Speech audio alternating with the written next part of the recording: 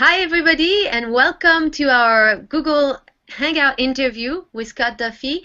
My name is Ishwari. Scott Duffy is an amazing entrepreneur, public speaker, and bestseller author. In fact, his last book was launched last week, I believe, right, Scott? That's right. That's right. Yeah, and it's called Launch. And Scott has an extensive background in terms of helping launching enterprises such as CBS Sportsline, NBC Internet, foxsport.com, and also sold a pretty important company that's kind of like Expedia for private charter to Richard Branson. And I'm excited about you sharing some of the information about what's in the book, why do entrepreneur needs to probably get this book, and what do you have to share in terms of how to launch your business? Oh, great. I'm so excited to be here, and thank you for having me. You're welcome. So yeah, so like I said, so what's the most important every entrepreneur should get started with? Well, you know, it's interesting. When most people ask me, gosh, what's the most important job or thing that an entrepreneur needs to do? You know, they typically think that my answer is gonna have something to do with business, with hiring the right team or putting together the right plan or raising, you know, the capital that they need. But I want to ask you a question. The question is, how many people do you know that are entrepreneurs, or they've got some kind of passion that's driving them and believe they have a sure thing on their hand? And you know what I mean by a sure thing, like an idea for a business or a product or service that is so good, or they believe it's so good that they just can't lose. And you know, they go and they ask their friends and their family about it, and all those people just want to be supportive. And so they say, look, you're the next Steve Jobs, you're the next Bill Gates, this is the next Google or Virgin. And so the entrepreneur goes all in. But for some reason, you know, things go sideways. It just doesn't work out the way they had planned. And so, you know, what I've learned in my life is that, you know, the problem with sure things is that there's nothing sure about them. And so there's just too many moving parts in any business, too many things that you not only can control, but that you can't control. So the number one job for every entrepreneur, again, has nothing to do with business. The number one job is learning how to protect yourself, how to mitigate your risk, how to reduce your downside. So if things don't work out as planned, you can bounce right back. That's awesome. Thank you. And so when it comes to team, it's all about the people in the enterprise. What would you say is the most important person in the company? Well, I used to think because I was the founder, it was my idea, or I gave myself a fancy title like CEO, like I was the most important person. But what I learned is that's absolutely not the case. And it reminds me of a story where a couple of years ago I had the opportunity to work on an event with somebody who I've always looked up to as a hero, and that's Howard Schultz from Starbucks. And I'll tell you, I'm probably one of his biggest fans. I grab his coffee every day. In fact, you know, if you're like me as an entrepreneur, you've probably used a Starbucks location as an office from time to time. And I remember Howard coming out and speaking to a group of entrepreneurs and sharing his story. Actually, what he was promoting this new book at the time about how he had turned the Starbucks business around. And he spoke for about an hour. And as an entrepreneur, I just kind of I felt like something was missing. Like I really was looking for something that I could take away and use and apply to my business today. I wanted to figure out how to relate. And I just felt like his speech was, you know, it was just that. It was a speech. It was really corporate. Didn't connect. And you know, at the end of his session, they did a Q&A. And one of my good friends stood up and he asked the last question. And he said, Mr. Schultz, he said, you know, I'm your big fan. And he said, but for some reason, I just don't feel like as an entrepreneur I can relate to you anymore. Because when you talked about having problems and challenges in your business, you had $1 billion in your pocket. And he said, when all the people in this room, when we have challenges, we're trying to figure out how to pay our rent and how to feed our families. And he said, so even though I don't know if I could take anything away, I just want to say I'm a big fan, but what can I learn from you? And it was amazing because Howard Schultz stood up and he walked across the stage and he told a story about building team and what's important that I'll never forget. He said that when he was a young kid, he was a salesperson, and one of his first clients was Starbucks. And he loved what they were doing. In fact, he loved it so much he decided to ask for a job. They only had 1 or 2 stores. And he came up with this amazing idea. And the idea for Starbucks was to put an espresso machine in their store so they could make people fresh espresso drinks, which is a staple at Starbucks today. And they didn't like his big idea. And he left. And he felt so dejected that he said, I'm going to take some time off. He went to Europe. He got the rights to take this European coffee brand and create a competitor to Starbucks in the United States. And he worked hard at it. And 18 months later, he got a call. And it was from his father-in-law. And his father-in-law said, Howard, he said, you know I love you, you know I respect you, but I have a problem. He said, you've been working for 18 months, like so many entrepreneurs, without a paycheck. You've been working your dream. The only person bringing money into this family is your wife, my daughter, and she's 8 months pregnant. And he said, so respectfully, he said, I think maybe it's time you put your dream on hold. Maybe it's time you just kind of wait it out for a little while. And so Howard went home that night, and he was ready to turn in the keys, and he spoke to his wife, Sherry. And Sherry said to him this, she said, Howard, this isn't just your dream, it's our dream. This isn't your problem, it's our problem. And we're going to stay up all night if we have to. We're going to figure out how to get through this. And you know what they did? And what I learned is that the most important person in every company is your spouse or your significant other, the person at home who has to go through this roller coaster ride with you. And so we want to make sure that we're on the same page with the person that I call our CVO. That's our Chief Venting Officer. That's the person that usually hears about the hard stuff at home. And what I'd say is this. When getting on the same page with that person, there's 3 things I'd recommend that you do. The first is this. The first is make sure that you and that person at home are on the same page with regard to how much time and how much capital you're willing to invest in this business. The second is find out what their communication strategy is. For example, do they want to hear everything about the business, like every blow by blow, or do they just want to hear about it in bits and pieces? And the third is this, is to make time, no matter how crazy things get and how busy things get, to give to your partner. And one of the lessons that my wife taught me is the way that you spell love with an entrepreneur is T-I-M-E. So you got to make sure to give your time. Wow, I am so inspired. In fact, I was talking with a friend at dinner the other day, and she and her husband have similar problem that you were just describing, and she's going to love to hear your story, so make sure she has, if she's not live here, she has the replay. And I love the idea of being a chief venting officer. And I can totally... It's just awesome. And the thing about the chief venting officer is they have the most important role and the most unglamorous role in the business. That's excellent. But now, obviously, it's important to build a team, and it's often a little bit of a challenge for people to go from a certain level as an entrepreneur to the next in terms of growing their team. So do you have like a few steps, the first steps to building team? Well, the first step to building a great team is really having awesome self-awareness. It starts with really understanding what skills that you bring to the table, what things, what areas can you provide the most value. And what I always like to ask entrepreneurs is this, are you more like a visionary? So you're somebody that maybe has a lot of great ideas and knows how to see the future, but you're not necessarily interested in implementing the day-to-day of the business. Or are you more like a manager? So you may have vision, but what you really enjoy doing every single day is taking that vision and turning it into something real, like implementing and managing that vision. Or are you what I call a sharpshooter? So you're a person that is really great at one specific task or skill. So that could mean like you're a great designer, or you're awesome at creating code and building a website, or you're a super salesperson. The number one thing that you need to do before building a team is learning what your strengths and weaknesses are, so you know what you need to fill in around you.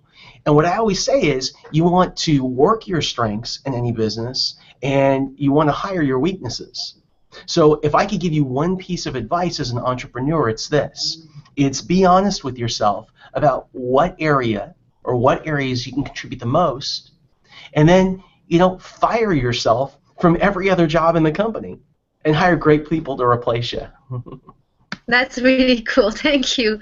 And so if anybody assess their strengths and their weaknesses, are there any strengths that are totally required, or does it matter?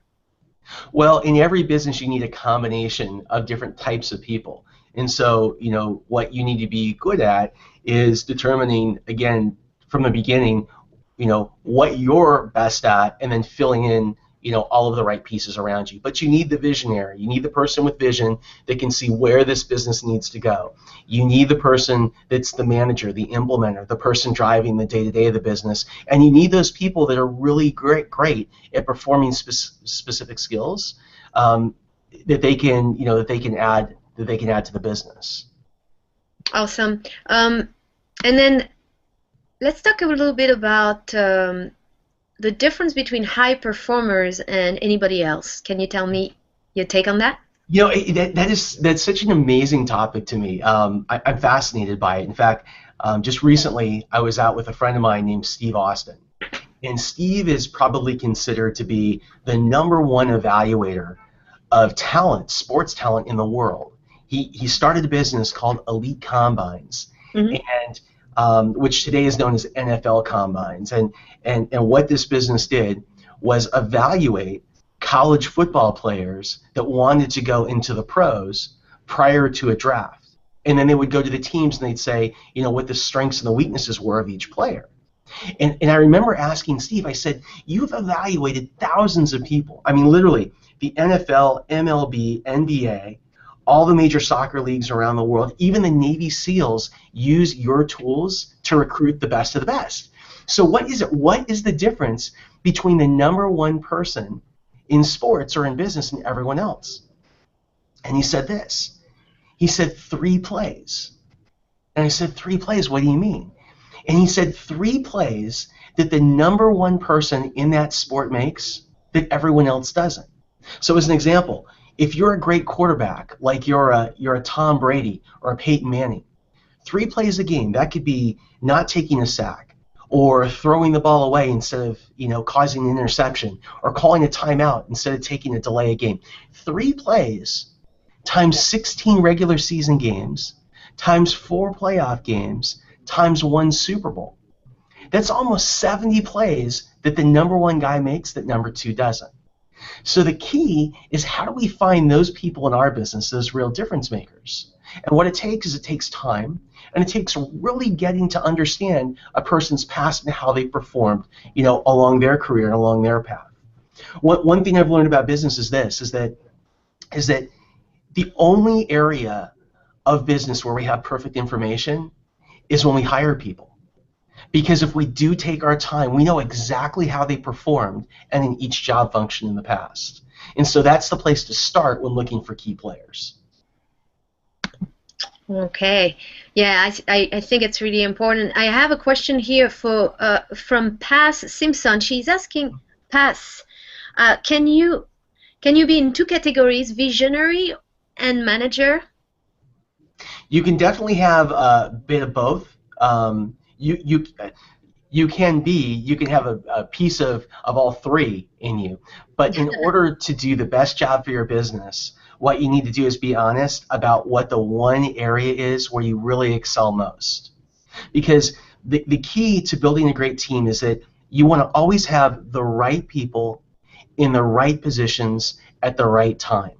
Now, when you start your company, you might make sense as the visionary. And as it grows beyond a certain point, well, you might have done a good job implementing the day-to-day up to a certain point, but now that it's growing maybe further and faster, you need to bring somebody else in to handle that day-to-day. So fire yourself from the day-to-day managerial role and just hire yourself for that visionary role, or whatever it is that you're great at.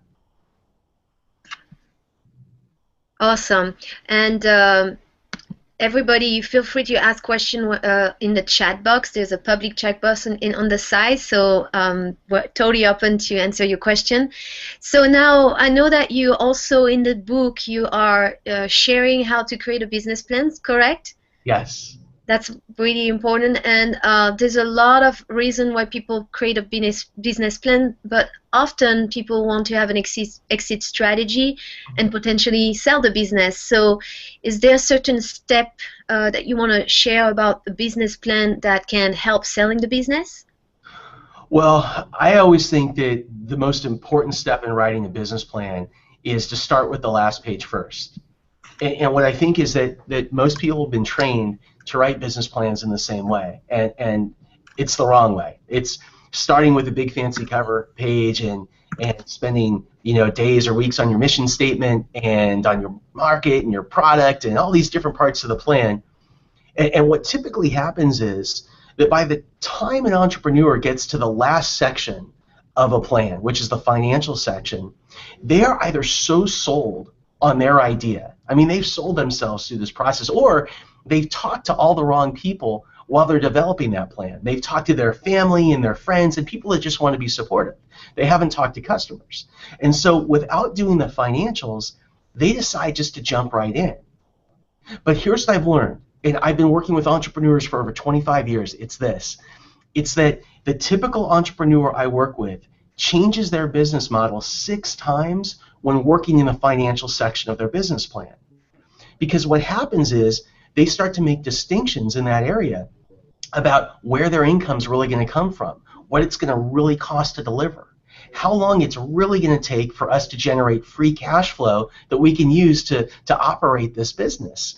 And so what I've learned is if you start with the financials and you figure out what model works best, the rest of the plan it's going to write itself.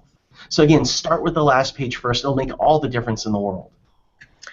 I love that, the reverse engineering, right? That's right. Yes, so you've come across quite a few entrepreneurs, and have you been able to assess a common set of mistakes that we could avoid, and maybe you could tell us how to avoid these mistakes? Well, I think the biggest mistake that entrepreneurs make when launching, and I see this time and time again, is they focus on too many things at once. And I call this hammers and nails. And so the idea is this: if I were to give you one hammer and one nail, and your job was simple, all you had to do was take that hammer and drive that nail into a piece of wood. That's all you had to do. Like, you had to nail that business.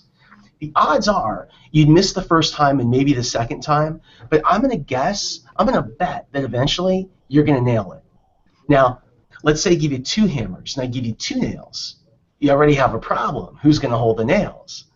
Now, let's say you find somebody who's crazy enough to do it for you. You literally have to take both hammers up at the same time and try and nail both at the same time, both those businesses. And the odds are you're going to miss the first time and the second time. In fact, you may never get it right. Now, let's say I give you 3 hammers and 3 nails. You get the point. So what I tell entrepreneurs is this: in order to mitigate your risk and put yourself in the best possible position to succeed, what you have to do is this: focus on one thing at a time. Become great at it. And then once you nail that, move on to the next. And it doesn't need to be the hardest thing. It can be the simplest thing. What I call the minimum viable product. The basic product you can get out there in front of people, in front of customers, to start to get feedback. And as you get that feedback, you can start to iterate and improve and create better results.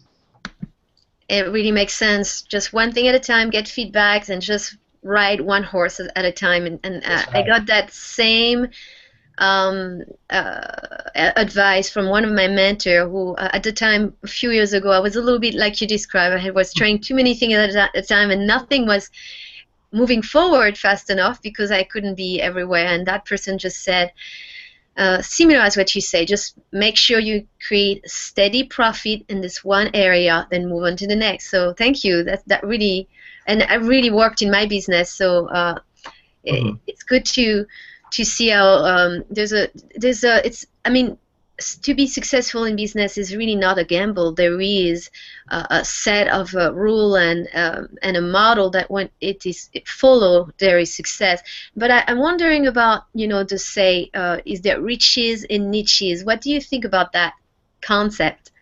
Well, I grew up in a broadcast world, and what that means is, when we were kids, there were a handful of television stations, a handful of radio stations. You didn't have Pandora and iTunes Radio and things like that. And so as I was growing up, what I was taught about marketing and attracting customers was to always cast the widest possible net and hope that you can pull in as many fish as possible.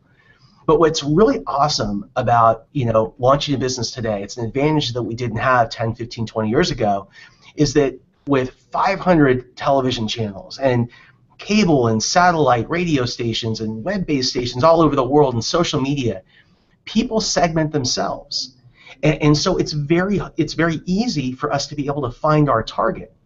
And so what I say is, when launching a business, as opposed to casting the widest possible net, let's focus on one thing and one person and solve one problem for one person and find out everything that we can about them. Find out where they live, what communities they hang out, what language they use when they're talking to their friends, what they care about, and let's market to that one person. Because I've learned that if you do that and you go deep versus going wide, you can build a company and go farther, faster, with half as much capital and significantly mitigate your risk. There are riches and niches. And probably if you're going to take one thing away from today's discussion, it's that. Go deep and wide with one target customer. That's awesome. Thank you.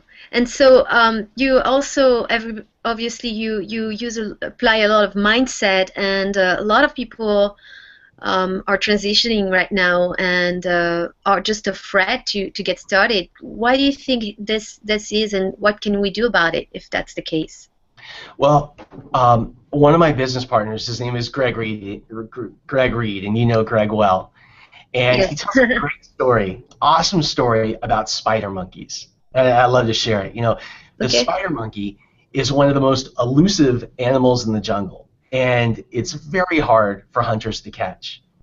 But a few years ago, hunters figured out that a spider monkey, what they typically look for in the forest and stuff to eat, one of the things they looked for was peanuts.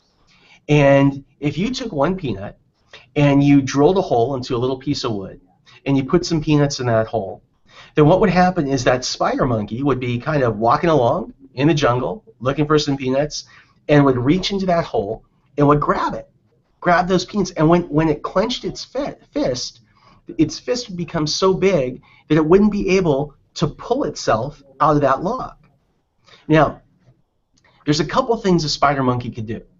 One thing it could do is it could let go of the peanuts, because if it did and freed its hand, it could slip right out. The other is just to hold on tight and not to let go. And that's what the spider monkey does. So again, hunters learned that by putting a few peanuts, attracting the spider monkey, going away for a few hours, they could come back and find all these monkeys with their hands stuck in that log. And the point is this: what is it that you're holding on to in your life? What is the fear? What is the crazy story you've been telling yourself about why you succeed? If you let go of yourself, you can free yourself and get yourself out of that position and move your way into a successful launch. So let go of that nut, right? And maybe climb up another tree and see what else lies out there. Because I just know that everything that you want is there outside of that fear. Thank you. Yeah, totally. It's all about reframing and getting outside the box anyway. And that's really what we love as entrepreneurs, is just stretching our boundaries, and that's exactly it. I love the story, by the way. I had a little quick question from David. David is with us, David Corbin. And he was asking, yes, what is your single-minded focus right now? How do you decide what's the focus? You were talking about one thing at a time. So what's yours? Sure, that's a great question. So I'm working on building a consumer internet business, and my single-minded focus right now is developing the framework for that single business that has one very specific customer and taking that product in a 90-day period to launch. And so that's what my single-minded focus is. Okay. And David, I'd love to have you a part of it. Okay, I'm sure he's going to love to hear that. Okay. In that book, you also talk a lot about how to raise capital. Do you want to just share a couple steps on getting started with that? Well, one of the biggest, I think, challenges I see entrepreneurs have is raising capital, and it's because it's just not something that they do every single day, and they're negotiating with people or they're presenting to people who do it for a living. And so what we need to do is we need to get you up to speed, and we have to do it quickly. And so let me give you a couple of things that you can focus on today if you are raising capital to help put you in a much better position to close the money that you need. The first is this: make sure that you target the right potential investor. You target the right audience. Here's the thing. Investors like to invest and put money into things that they know, things that they understand, so that, number one, they know how to evaluate a deal. And number two, if something kind of goes sideways with the business, they believe that they can step in and potentially help to save their investment. So you need to be able to target the right investor. And again, that means knowing what's this person's background, what kind of deals do they like to invest in, what stage of a company do they like to invest in. Do they like to invest in early stage companies? Do they like to invest in companies that maybe are a little further along?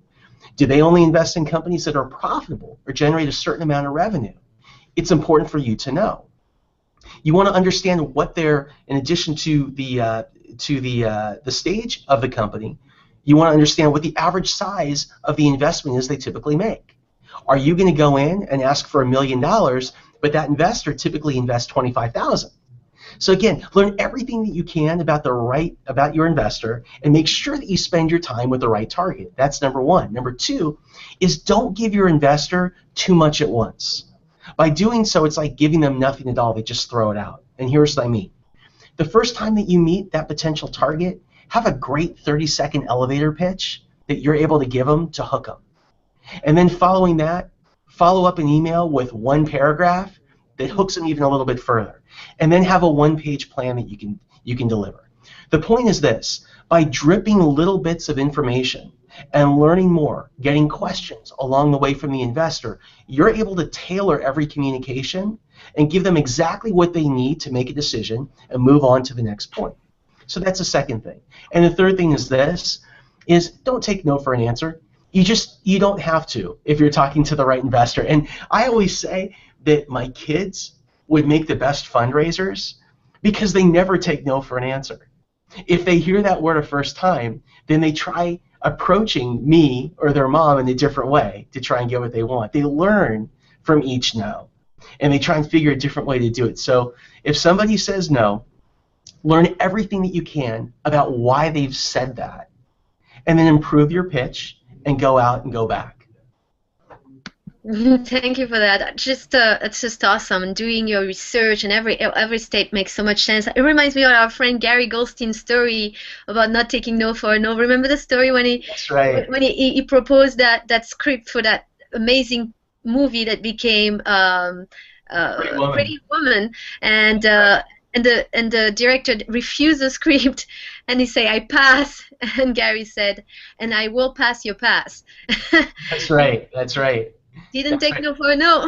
And it became this amazing movie. So I mean, you never know what's behind the no. It's only the next no is only closer to the next yes. That's right. And that story actually reminds me of my favorite story of Gary Goldstein's, and it has to do with a different movie called Cannibal Women in the Avocado Jungle of Death. Okay. Right? So here's the thing. Who would ever guess that the person who produced Pretty Woman, which I think today is still the #1 box office hit in Disney's history, would start his career with a business, again, with a movie called Cannibal Women in the Avocado Jungle of Death? It sounds kind of crazy. But here's what I learned about our friend Gary Goldstein when he told me the story of that film. You see, when Gary was a young guy, he started his career as an attorney. But what he really loved is storytelling, and decided that he wanted to get in entertainment. So he moved from the Bay Area down to Hollywood, because that's where all the action was, and decided over time to maybe make his first film. Now, he didn't have everything that he needed to get started. And by the way, every entrepreneur that I've met that's been successful never started with everything that they needed.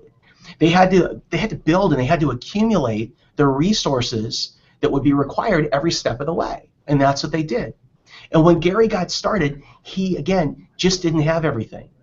Now, he was able to close a little bit of capital, and for a number of different reasons, had 30 days, and that was it, to produce his first film.